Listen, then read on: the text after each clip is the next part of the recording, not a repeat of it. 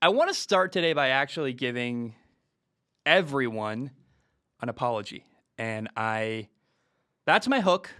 So, hey, you know that's coming.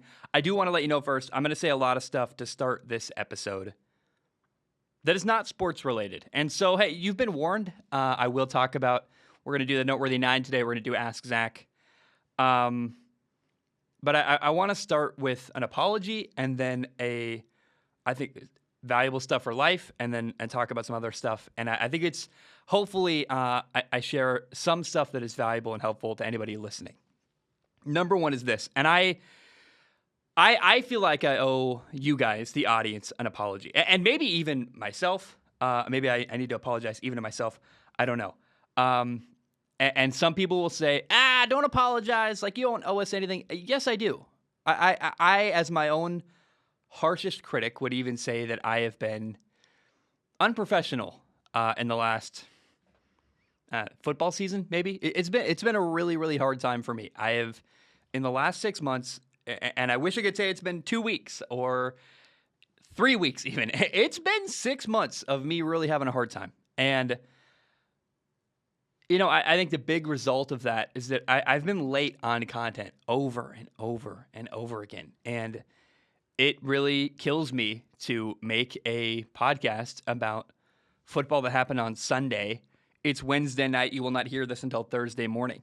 I really don't like that. And I that needs to stop. And I'm very excited. On Friday, I have a huge opportunity to start changing things. And I want to. I badly don't want to feel like crap putting out stuff that is late and not timely. And I think I do believe that's unprofessional to put out content that's late and no longer appealing to the audience. And I just want to say I truly apologize. And thank God for the people who still watch, still listen, and are supporting me on Patreon. I really don't know what I would do without you guys. And I just want to say thank you very much. And,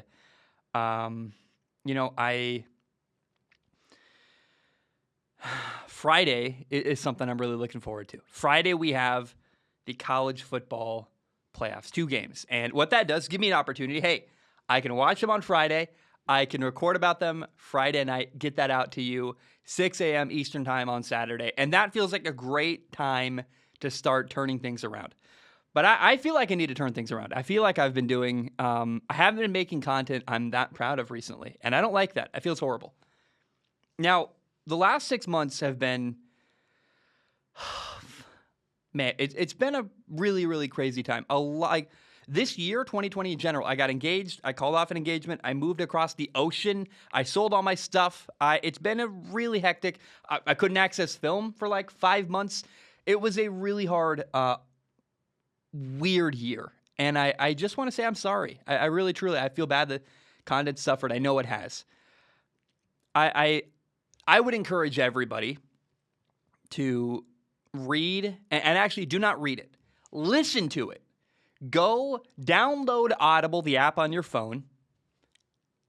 Buy it for $15 1 month, then cancel the subscription, but you get 1 credit on Audible, and download and get the book Green Lights by Matthew McConaughey. And you have to listen to it because holy Nikes. I almost cussed. I'm trying. I call myself out for being unprofessional, then I almost cuss. By the way, in real life, I cuss all the time. Like it's actually hard for me to like kind of censor myself on this show. And I've realized recently I need to make a podcast that's just me not talking about sports, but talking about life and telling stories where I'm free to drop F-bombs. I really want that. And today I was playing catch with a guy, Carson from Tennessee, is visiting Hawaii, and we went and we played catch at the park. And he's like, dude, you drop F-bombs? I'm like, yes, I do. I drop them all the time. Anyway, listen to Matthew McConaughey's book, Green Lights. In that book, and minor spoilers, but it's fine. I think it's actually going to make you want to read the book more. He tells a story about a time he was in Australia, and it was really bad for him. It was a really rough half of a year of his life. But there was value in that. It really taught him some valuable lessons. And I am desperately trying to turn a hard time in my life into a positive thing that is a launch pad off to really good stuff in the future. And, the other example of that in my life is that February 8th, 2016, my younger brother died. And YouTube will probably demonetize me, although, here, I'm going to drop an F-bomb. So, fuck it. I don't care. When I talk about my brother, I want to be free to say whatever I want. My brother committed suicide, and that was horrible. Awful. I felt abandoned. Really, really horrible. And in many ways, and pretty much every way, you could say that's the worst thing that has ever happened to me. However, I tried to use that awful thing and that really rough time in my life and use it for something positive. It was a fork in the road where I could either, things could go really bad for me and I could spiral out of control, and I was drinking really heavily and I was headed in a bad direction. And then I was like, no. I need to take the other fork in the road. It allows me to turn this into something positive for myself where I learn lessons and I grow and I get better. And I am desperately trying to turn around this time in my life and make it into something where I grow from it and become even better. And I really, there is no, this is not a job for me. Strong Opinion Sports is not my job. It's my life. It's everything I do. I'm either reading a book or doing Strong Opinion Sports. That's all I do. It's my whole life. And I put everything into this show. And I've done myself a disservice by letting it, I think, take a backseat to other stuff in my life recently. And that's, not cool. And I don't like that. And I don't want that anymore. And I'm very, very excited about where I'm headed. And I really encourage you, if you have bad stuff happen in your life, I'm so sorry. It's horrible. But you can really take it, and because I've done it in the past, and use it for good and use it as a launch pad for good stuff in your life. And I'm hoping that this is the beginning of it, maybe a new beginning for Strong Opinion Sports, where the show gets even better and heads off into new heights. January 1st, you can listen to me talk about the college football playoff. I can't wait for that. That's a massive opportunity for me to kind of take hold of that and really turn things around. I want to tell a story. It has nothing to do with anything, but it was a moment I felt really inspired recently. I was uploading the podcast last night, and I got invited to a comedy night. And, comedy, it wasn't very, it was, they were trying improv night, and it was bad. It wasn't, people were bombing and making fun of themselves for bombing. And after comedy night, they said, we're going to do an open mic. Anybody want to come on stage? And I'm sitting there like, hey, this is a pretty good crowd because people here are paying to watch comedy.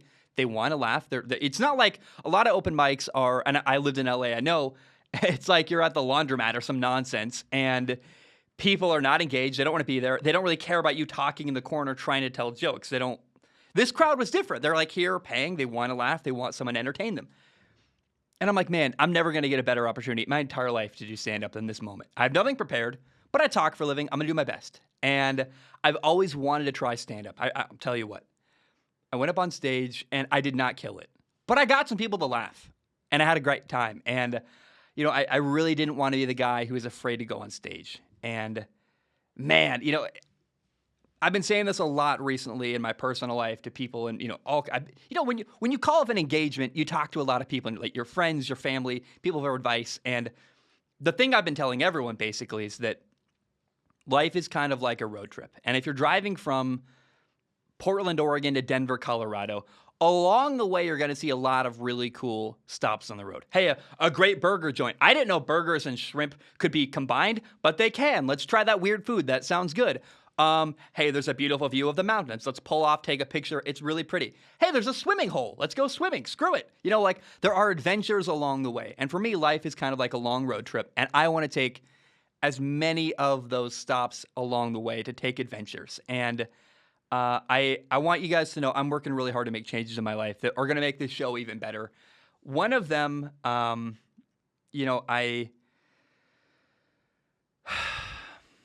So I have had a hard time talking about this, not because I don't have a lot to say.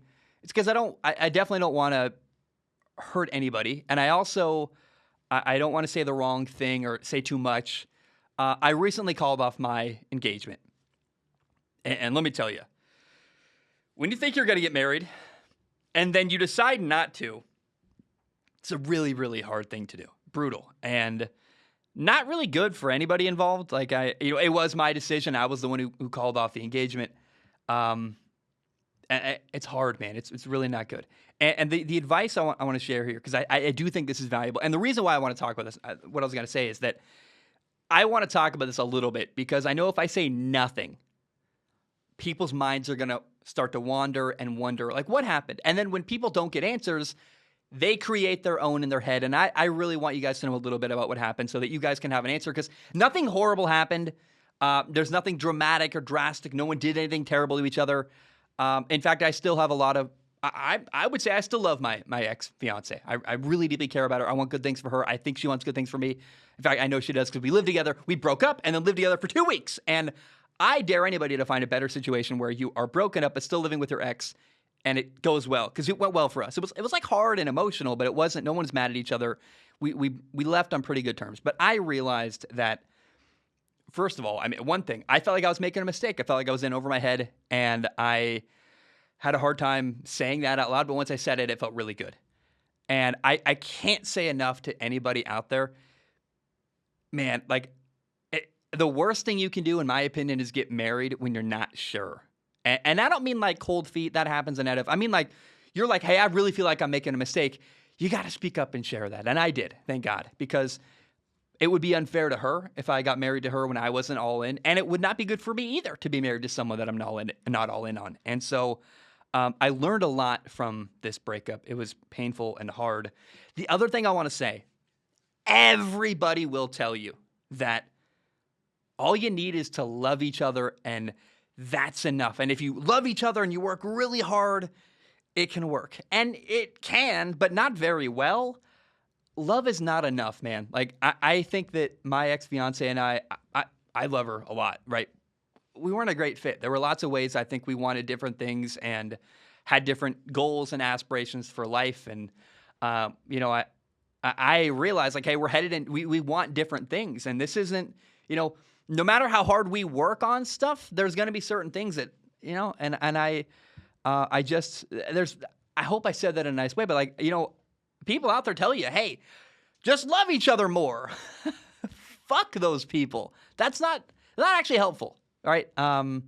So I'm excited about my life, truly, honestly, looking ahead. I know it was the right thing. I think it's best for her. I think it's best for me.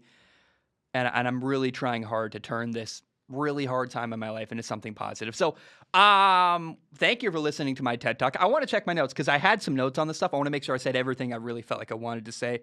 But that was me talking for 13 minutes in a row. And that gives me confidence because I really want to start a podcast where it's just me talking about life and not about sports. And if you want to listen to that, it will be coming soon. So, that's something I think it's been on my heart for a long time. It's kind of hard to make content about sports only because I feel like I have so much more to share with the world. So let me check my notes. 1 second, we're almost there. I know there's more. Why don't I see it? Okay, here we are. Let me check my notes. I'm looking at it. I felt like I was making a mistake. The hardest part was hurting her. I felt like, I'm actually doing good. I mean, it's painful. I do miss. It's your best friend. You live with them for 2 years. I think there was not a single day where her and I were apart. It's pretty weird to like not live with her anymore. It's not fun. But I think the hardest part of calling off the engagement was that I knew I was going to hurt her, someone I care about a lot, even though it was right for me and I think right for her. Painful. And the last thing I want to say, you can love each other, and you may not really be the best fit for each other. And it's not fair to someone you love to make a marriage commitment when you're not ready to make it. And I hope I can help some people by sharing a little bit about my journey. Listen to Green Lights. It's great. Someday I'm going to live in a van, drive across America. And I already wanted to do that. Then I listened to the book and I was like, hell yeah, I got to do that. So catch me in Baton Rouge someday watching a game in Death Valley. And then hopefully the next weekend in like Green Bay, Wisconsin. I'm excited for that part of my life. That is coming up. Let's talk about the NFL. Hey, welcome. Football. Yeah, only 15 minutes in. We're finally talking about football.